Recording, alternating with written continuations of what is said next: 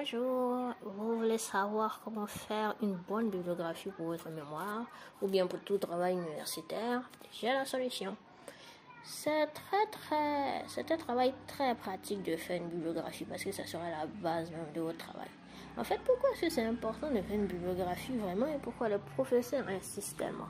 Ça va permettre aux gens qui connaissent votre travail de se référer à d'autres travaux pour des points ultérieurs parce que forcément vous n'allez pas aborder tous les points. Voilà, c'est pas le but de votre mémoire. Vous apportez un point spécifique, les autres vont s'en charger. De connaître comment est-ce que vous savez lire les documents en droit. Parce que, effectivement, il ne s'agit pas de citer en vrac des auteurs, sinon vous allez citer tous les livres du monde. En fait, c'est de savoir comment est-ce que vous allez trier vos informations. Donc, les informations doivent varier. Je vais mettre aussi, vous allez voir afficher à l'écran les catégories qui sont exigées dans un mémoire en droit.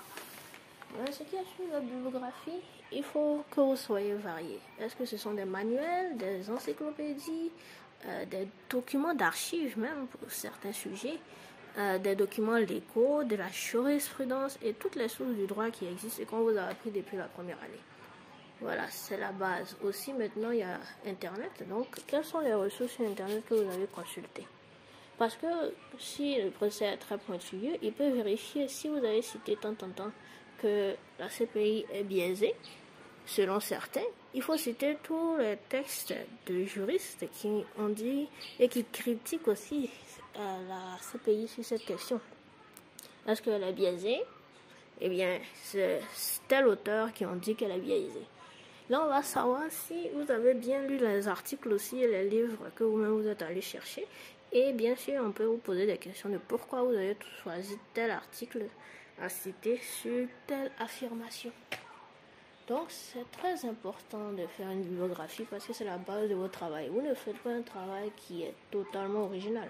Vous vous basez sur des gens qui en ont déjà parlé. Donc, comment est-ce que maintenant qu'on a su pourquoi est-ce qu'on fait une bibliographie qui n'est pas une corvée en quelque sorte? Au contraire, si vous faites une bonne bibliographie, vous avez presque gagné des semaines entières à réfléchir. Et vous pouvez commencer en même temps votre rédaction, même si elle n'est pas parfaite, parce que rien n'est parfait vraiment. Alors, d'abord, je vous recommande de faire des fiches de lecture. C'est important pour n'importe quel fichier que vous allez rencontrer, que ce soit des articles de journaux, que ce soit des manuels, parce que vous devez toujours avoir une trace de ce que vous avez lu. Parce que c'est important. Vous n'avez pas aussi, parfois, tous les manuels nécessaires, vous allez devoir aller à la bibliothèque pour les emprunter, mais vous ne pouvez pas les souligner. Donc, il faut faire une fiche de lecture avec d'abord la date, le nom de fichier, les références complètes, c'est-à-dire quelle bibliothèque est-ce que vous êtes, dans quelle bibliothèque vous êtes allé chercher le livre. Qu'est-ce qu'il a dit vraiment? Les points importants qui se réfèrent à votre problématique. Parce que vous avez des milliers de livres à lire. Vous n'allez pas commencer à lire toute la page de garde jusqu'à la 4e de couverture. Non. Ils ont un plan. Vous en tenez à vous votre sujet. Si le livre, c'est un manuel général de droit constitutionnel, si vous, c'est le droit électoral qui vous intéresse, est-ce que ce livre a un chapitre sur le droit électoral? Maintenant, si vous ne vous intéressez pas à n'importe quelle élection, vous vous intéressez à l'élection des députés. Voilà. Donc, est-ce qu'il y a des choses sur les députés dedans? Vous allez directement. Vous pouvez faire des photocopies, mais dans tous les cas, vous devez avoir une fiche de lecture personnelle. C'est totalement important. Je vais faire une autre vidéo aussi sur comment utiliser Zotero. Parce que c'est un outil qui est très important pour pouvoir organiser votre bibliographie de manière très complète et aussi de manière automatisée. Ça va vous faire gagner tellement de temps dans l'écriture que vous ne pourrez plus vous en passer. Donc, si vous voulez que je fasse une vidéo sur Zotero, il faut commenter et liker la vidéo.